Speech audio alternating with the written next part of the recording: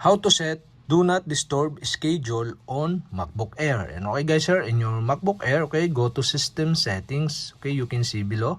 Here in system settings, on left side, you can see the focus. Okay, go to focus. And you can see here the do not disturb. Okay, you can click this. And do not disturb.